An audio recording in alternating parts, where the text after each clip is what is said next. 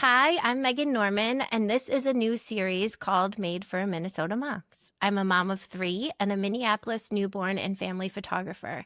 I'm hoping for real conversations with Minnesota women who support pregnancy, birth, and postpartum, sharing resources you can actually use because the internet at 2 a.m. can be a lot.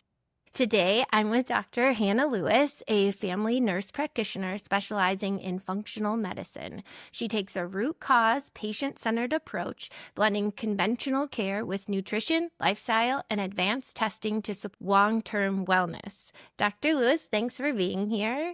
Yeah. Can you share what you do and what led you into functional medicine?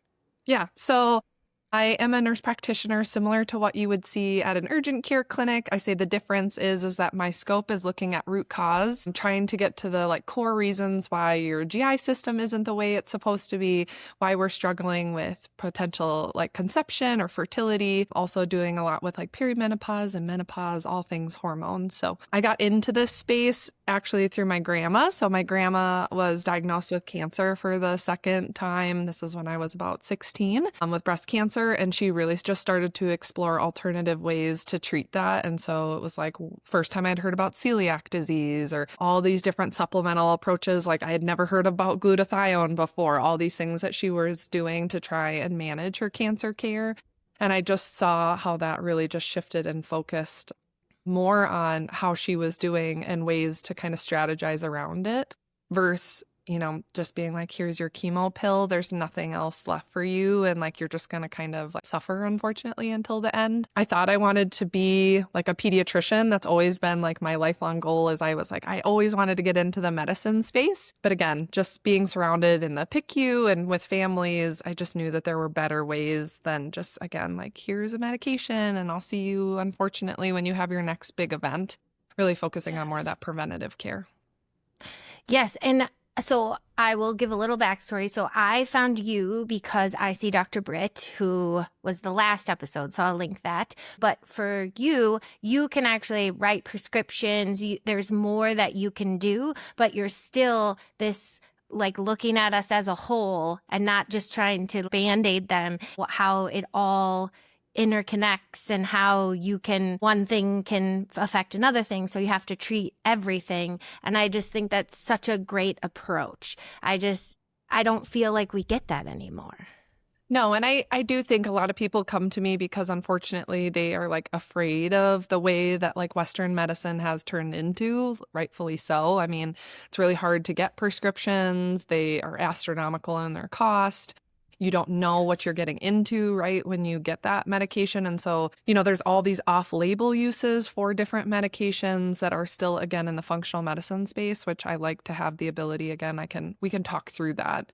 Oftentimes, when I have conversations with patients, they're this is the first time I've actually heard the risks and benefits of taking a medication. Yes. And then you also telling me this is a bridge therapy, or we're just using this for, this specific condition. This isn't lifelong.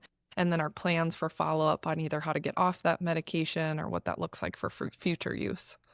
Which to me should be a no-brainer. This is how it all should be. Yes. And that for me, that what you just described is exactly what happened to me when I found out that I had hypothyroid it was I asked for the tests, she did the tests, then she just wrote the prescription and said, I'll see you in 6 weeks. And I was wait, but what does this mean? And what does this number mean? And will I have this forever? There's just so many questions. So it's so nice to know that you have someone that is going to walk you through and is helping you step by step and isn't just leaving you take this and I'll see you again. Exactly what you just said. It's overwhelming, and finding out about functional medicine was such an eye-opening experience. There are other options for people than just seeing who your insurance is pushing you towards, or this isn't the care that I want to get. Then there's other options for people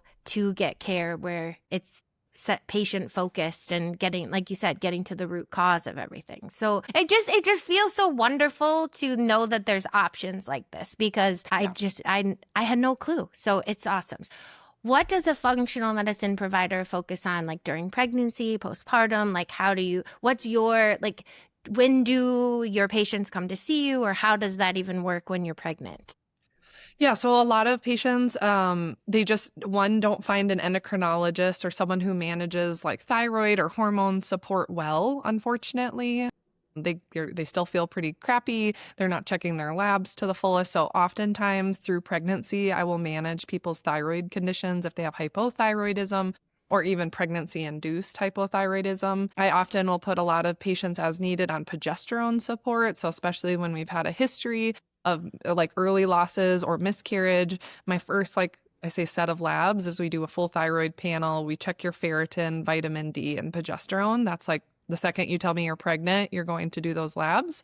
And then we have a conversation from there of like, hey, I want this baby and you to be the best that you can throughout your pregnancy. So if that means medication initiation or not, usually then I'll see them around, I say that like 20-week scan, because it's really good to start talking about that pre-diabetes or diabetes scan for gestational diabetes, because there's, again, lots of alternatives like the fresh test or wearing like a continuous glucose meter that goes on the back of your arm. So I love to like talk through different options. And then a lot of patients are like, I have questions about the Tdap vaccine, and like, can you help to explain that a little bit more to me? Or I've had a history of like group B strep, and I really don't want to do antibiotics again. Is there other alternatives? So that's kind of usually that like 20-week-ish conversation. And then again, I'd like to talk to them, especially with like a spouse or a partner present, around 36 weeks of like, okay, here are some like red flags postpartum that like I will often give people my cell phone number of like, I want your partner to call me if you're experiencing any of these things outside that normal. Especially we talk about like baby blues in the first, like,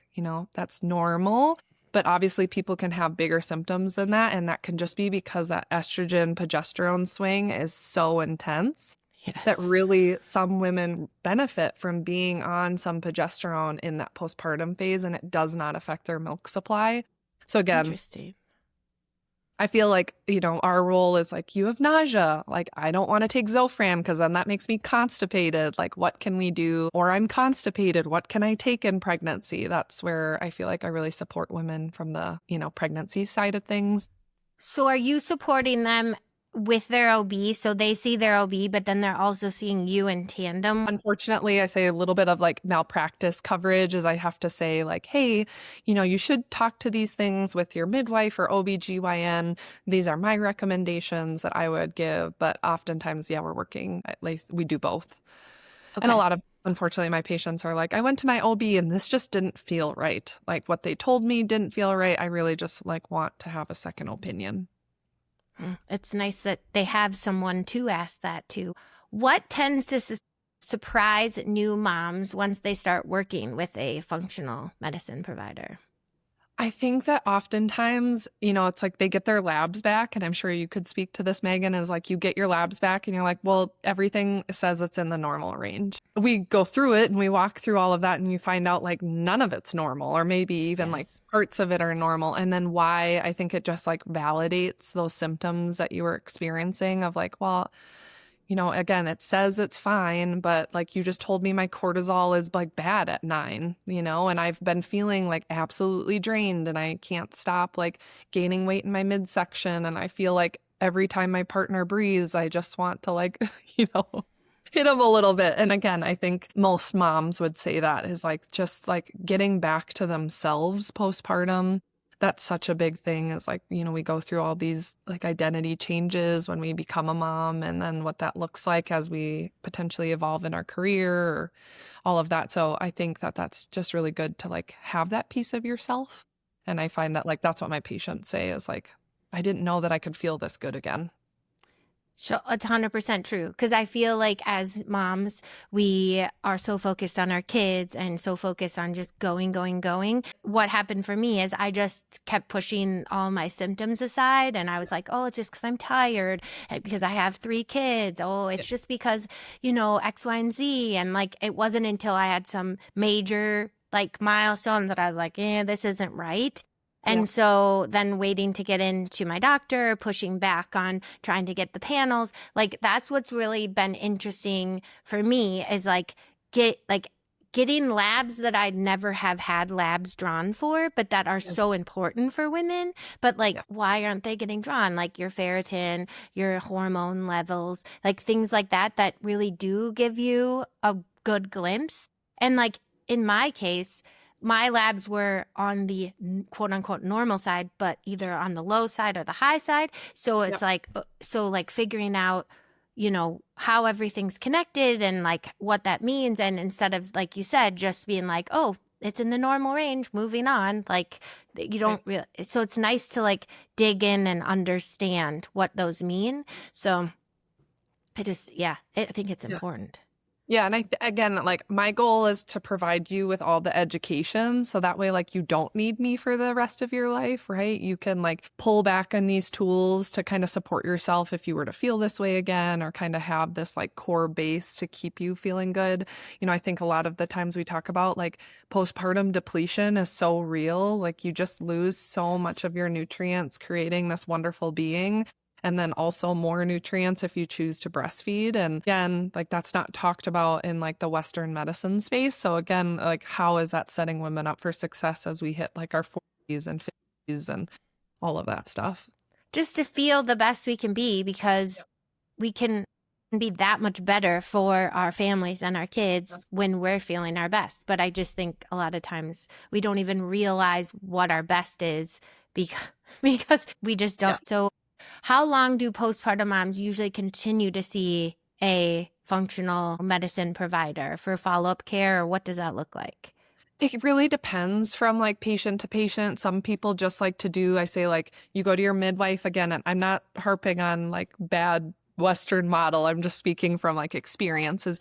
You go to that 6-week appointment and they're like, yep, you feel okay? Like you pass your depression screen. All right, we'll see you. And again, I get so frustrated that like baby has been seen usually like 3 times before that 6-week check-in.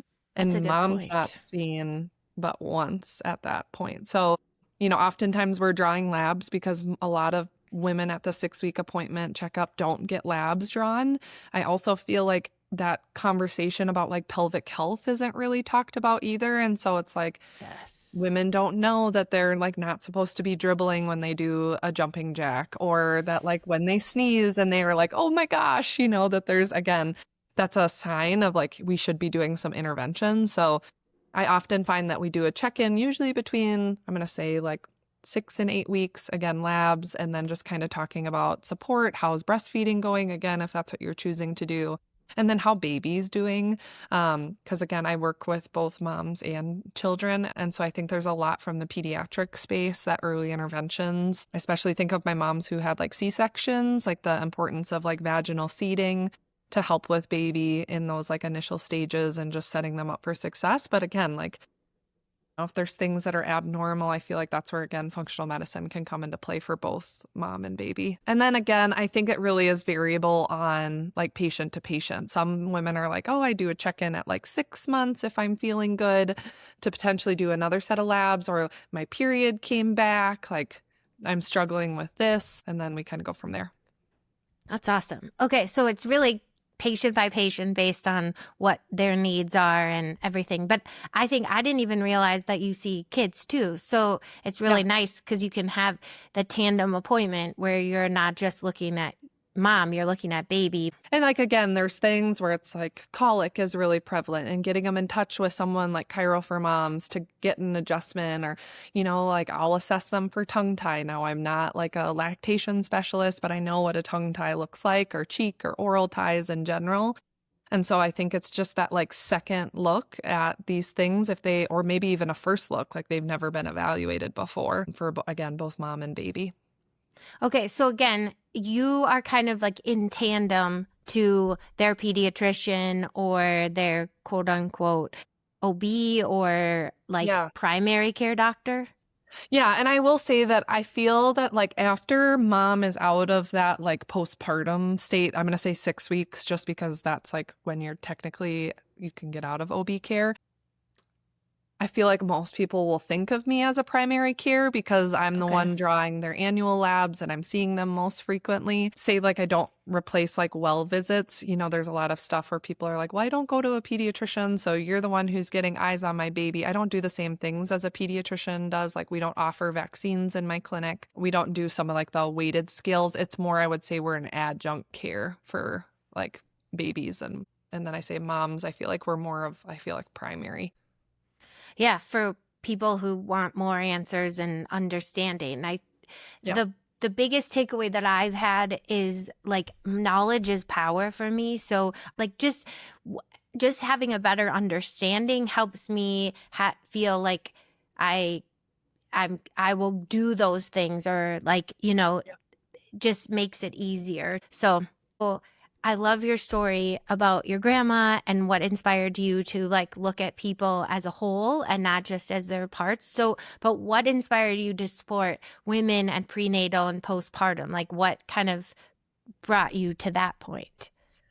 I think a big part of it is just like that's the life I'm in too. Like I have a 7-month-old, I have a 3-year-old, and I wish I would have known more going into like my first pregnancy with my daughter. I was in the middle of like NP school and I like graduated, took my boards, and then had her like a couple months later and really got, I feel like, dove in more to the functional medicine space. But I wish that there was more resources. And I didn't know, again, as a first time mom, that, to have that, like, what's their name? Oh man, I just can't think of it. That like difficulty with that memory recall for me was actually a Yes. sign of like candida or fungal overgrowth. And again, with the hormone shifts, like, it was life-changing when I was able to treat that, where I was like, oh, Jim who came over 2 days ago, or 6 weeks ago, who gave us this quote, it was just like, again, that like, yeah, like it wasn't just mom brain. It wasn't just like anxiety or stress, these like labels that we put onto it. So I feel like just because that's of the walk of life I'm in, it really just like explored that passion to really support women and moms and children even more. I love that. I love that. Okay, so are there any misconceptions that people have when working or thinking about a, functional medicine practitioner? Sure. I think a lot of moms, again, or not, I guess outside approach is like people are like, that's not real medicine. There's no literature to support it. And if you knew how much like time and effort and just like, again, like days and an hour I spend like educating myself, looking at research articles, like finding out all these things, it's not. There's like actually a lot of literature to support it, or continuing education, I guess, in general. So a lot of people will say, yeah, it's like quack medicine, because it's not what they think as real. So I love to tell people of like, like, again, I'm happy, I don't want to, but like, I'm happy to share with you the research articles or the journals in which I'm finding this. So you can also kind of educate yourself too. I think those are kind of the biggest things. I guess I didn't even realize like all the types of medicine that there Sure. are. I think we've just grown up being like, okay, this is your doctor, this is who you go see. So Yeah. the fact that we have so many options now, and I will say finding the right person that really understands or that you feel comfortable with, because I was saying when I interviewed Dr. Britt, I had seen another naturopath before and Sure. she was wonderful, but she just wasn't the right fit for me. And then Yep. being able to talk to Dr. Britt and like go and her like just see me as a whole, and then also now meeting you and understanding like how you two can work in tandem, or how I could just see you because you have very similar philosophies on Yep. care and what you're looking for.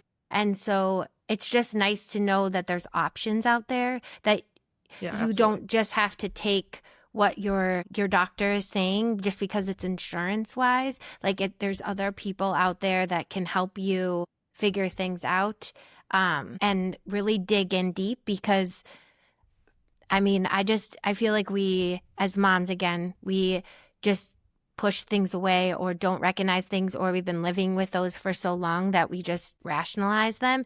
And Sure. then to see someone who's like, well, actually, that's not normal, or have you ever looked at this, or there's tests to do this, or Yep. like even just there is something wrong and we will figure this out. I think I get Yeah. frustrated too that it's like, okay, often again, you go to your primary and you talk about anything GI wise, and they're like, well, you have to go see GI now. And then GI says, well, this doesn't seem like a GI issue because you're saying you're tired, so we should send you to endocrinology. And then endocrinology is like, oh, well, your autoimmune panel came up, so now we need you to see rheumatology. And it's so frustrating because it's like you just feel like a ping-ponged around. And I feel that's where the space of functional medicine really it just strives, is like, we don't have to send you to GI and endocrine and rheum and all these different places unless it's required. You know, unfortunately, I'm not doing your colonoscopy. I'm going to get you in touch with the right people to do that. But we can look at, again, like the whole body and like the whole individual to kind of connect those dots.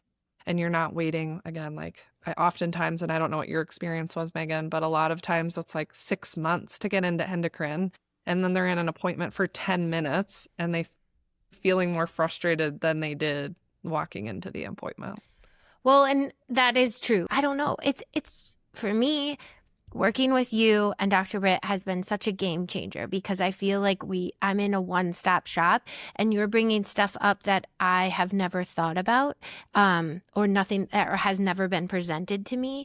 And you both have the approach of, this isn't normal and we're going to figure this out. Yep. And like, that was just really refreshing to have that kind of care. So Yeah.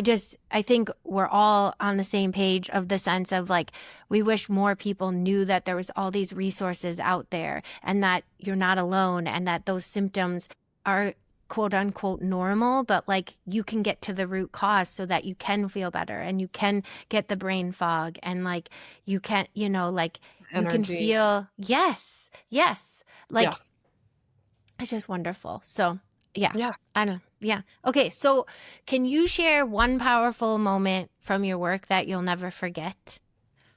Oh, there's too many. I cry every time I get like a message within our EHR of like, I'm finally pregnant. That is like the biggest joy, I think, especially too, to like, I'm going to tear up thinking about it. Like, again, I love to help families with that. Or like I had one mom who just gave birth to her third baby and she's like, I've never felt this good postpartum as I did. And I really think it's because of all the work that you've helped to support me, not only during the pregnancy, but like in between her second child and her third. So I love to hear that. I love to hear that like my baby pooped, you know, or like my baby slept through the night or, you know, was doing a better job with like latching or nursing. I think all of those are huge wins. I can't say there's just one. Like I just love to help people. I feel like that's like what God's calling has been for my life, is to like heal and touch as many people as I'm allowed to. And I just feel grateful for the gifts that I've gotten. So all of it, again, is a huge win. Oh, I love that. In my experience, finding a doctor like you who your patients' wins feel just as much as a big win for you. I had one patient who had done 2 rounds of IVF before she came to see me and was kind of on her like last round. She felt like it was her last hope or last chance of getting pregnant. And I was like, let's walk through again the labs that you've done. And nobody had ever checked her thyroid before besides a TSH. And we found out that she had Hashimoto's, which is an autoimmune condition for those who don't know. And we started her on something called low-dose naltrexone or LDN that really helps with that autoimmune cascade. It's safe in pregnancy, it's safe through lactation, but it's really good for the fertility space. I say there is like naltrexone as a like a conventional treatment that's used like 50 milligrams, just doing a little bit of education. It's 50 milligrams and that's used for like alcohol addiction, opioid withdrawal. So this is more on the like 4.5 milligram, where again, in the functional medicine space, it has a lot of literature on how it affects that inflammatory cascade. And we started her on that, and within 2 cycles, she was pregnant naturally and like had a fantastic pregnancy, an amazing birth. And I saw her once postpartum, for her to just be like, I just didn't think like it was in my path to have another child. And if you wouldn't have ran the labs that you did and like we would have done the treatment, like this baby may not have come for us. So yeah, it's huge. Well, and what I think is really interesting about Hashimoto's, at least with my experience, is that the pushback was, why do you need to take these labs? It doesn't really matter. There isn't anything that they can do about them. And I was like, no. And so I got my labs. And then but then on the same breath, when I got my labs, I'm like, yes, I have Hashimoto's, but then there was no one there to support me on it. So it's so nice to know that yes, you have other options. There's other people out there that want to explain this to you. They want you to understand this. There's ways to, figure out how to treat, it's very refreshing. It just really is. Yeah, it is. And it's hard again, too. Like, I see a lot of like I'm going to say it's like trauma, because it is. It's like, again, we see a lot of patients where, they're like, it's just so nice to go into an appointment that I don't have to fight for what I want. Like, if you're like, I am really interested in this test, I'm like, okay, sure. Like, that sounds great. We'll look at it. We'll look at it together. We'll go through that. But like, if that gives you peace of mind, why would I fight that? And like, you've obviously done some education or, diving in yourself of why this matters to you. And we will explore it. Like, again, I'm not saying that you're like, I want to do blank, blank, blank, and we'll talk about it. I don't want you to just go off the rails and spend thousands of dollars on tests that aren't warranted. But, a little bit of it is like, yeah, like, I want you to run a full thyroid panel. Like, absolutely. Why wouldn't we? And to have the baseline and then to know where you're at and then to build from there. It's just so nice. It's just, I don't know. It's just refreshing. I don't know how else to describe it. I've never had this level of care, like to really explain things to, just explain it. Know that there are other options besides just taking a pill. There's just things that there's options. Okay. Yeah. Yeah. It's just crazy. Okay. So is there anything that you want to say or talk about, like where people can get in touch with you and like how they can find you and things like that? But is there anything else that you want to talk about? Like, I think there's been just a lot of stuff. I want to kind of talk a little bit about like GLPs and just this like bounce back culture of like postpartum that like you need to fit in your pre-pregnancy genes by 6 weeks. It's so detrimental. And I really feel that postpartum is a time where you can actually restore your metabolism, right? It's like the first time that you can eat in more of a calorie surplus to really like get back all the nutrients that you need. So I really like to tell moms, like, movement for your body is great as long as you, again, are doctor cleared to do that. Movement's always great, but I wish moms would still glorify their bodies as much as they do in pregnancy of like growing this beautiful human as they would as they talk about themselves in those postpartum space. I think it's hard as we want our body back right after we have baby, and it's not the same body that we had before. I think a lot of moms in general, again, are like, because I say we're living in a little bit of like a GLP-1 world now. Everybody's on it. And again, it does have other benefits for people, but I think there's just this pressure to be this like, again, like skinny, thin individual. And so what I've seen just in like, not in my practice, but in other spaces, is that moms are discontinuing breastfeeding early to get back to themselves. And I'm not saying that that doesn't serve a space from like a mental health perspective, if that's really like a setting point for you.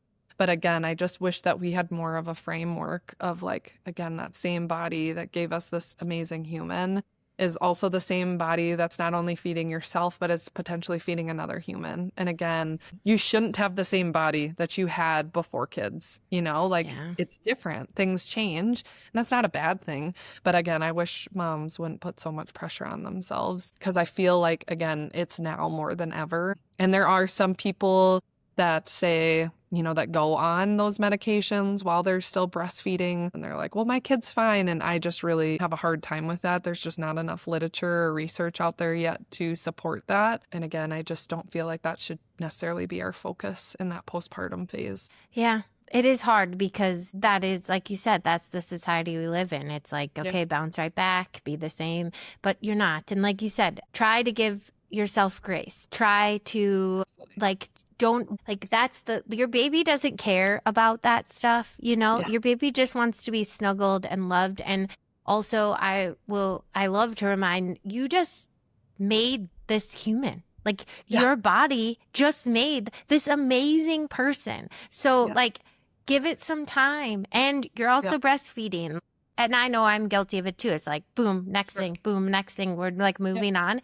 And I will say with my third, I really tried to soak up as much as I could, knowing, I mean, I'm sure I just knew that he was my last one, but like, it's okay to just sit. It's good for you and baby. Like it's okay to just, you can't, what do they say? You can't spoil a newborn. No. And so, And you can't like, get that time back.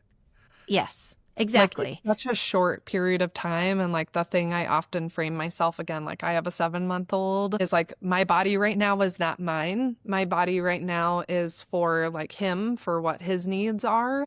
And there'll be a time again where my body is mine, but it's just not right now. And like I think the greatest gift that I can do is just like, again, love myself and love that through my children who show me that every day. That like, again, they don't care if I'm holding on to an extra 10 pounds or not. And again, there's labs we can look at, there's other support we can do.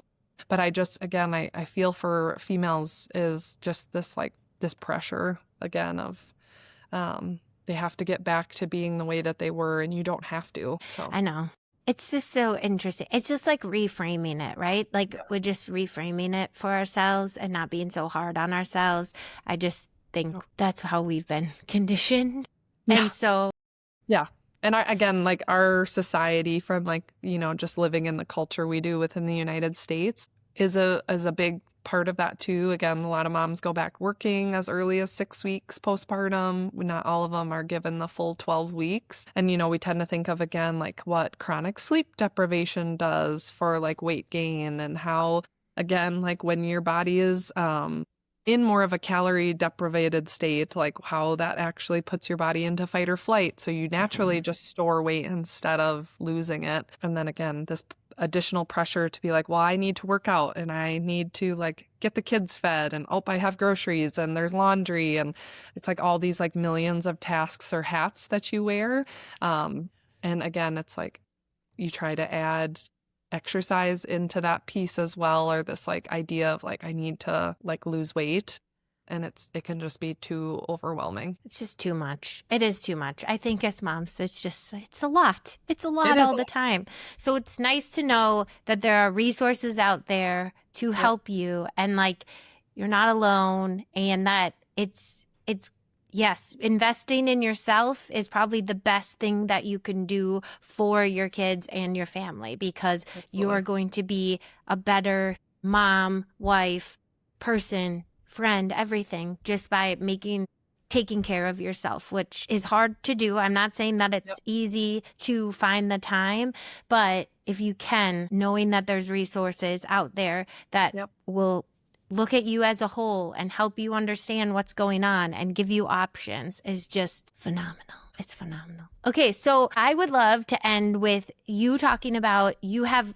your clinic, you have like, where can people find you, ask questions, like how does it work if someone wants to get in touch? Yeah, so I am one of the founders at Radiant Health Collective. That's just a website, radianthealthcollective.com, where people can find all their information about us, including what we treat, our pricing, and there's an option to like book or schedule there. You can also follow me on Instagram at Hannah Lewis FMP. I have my own page, as well as we have one for Radiant Health Collective, which is my partner Melissa and I, who's another nurse practitioner, who we both co-founded Radiant Health Collective together.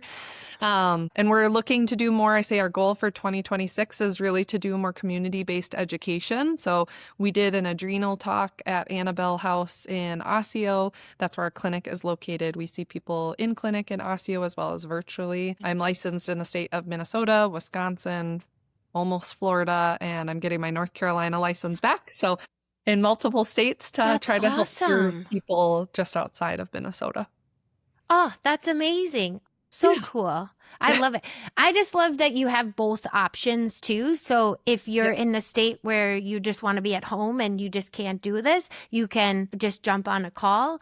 Or if you want to see you in person, you can do that too. So I love that you have two options for that. Well, and again, like you're 6 weeks postpartum, sometimes you're still, again, like you got a pad on, you're leaking from everywhere, your baby does not like the car. It is so easy to just like we can get on a virtual call versus, again, coming in person. But sometimes it's like, I need a break. Like, I can't tell you in those 6 weeks appointment, I'm like, can I just hold baby while we talk for a minute so you can have a break or a minute to yourself? Because we just don't get that anymore. I'm so excited that you were willing to come on here and talk and just tell people about how there are other options, and there's people out there that, you know, it's just a different level of care. Yes, it's in tandem, you know, to who you're seeing, but like that is how I see my doctor once a year.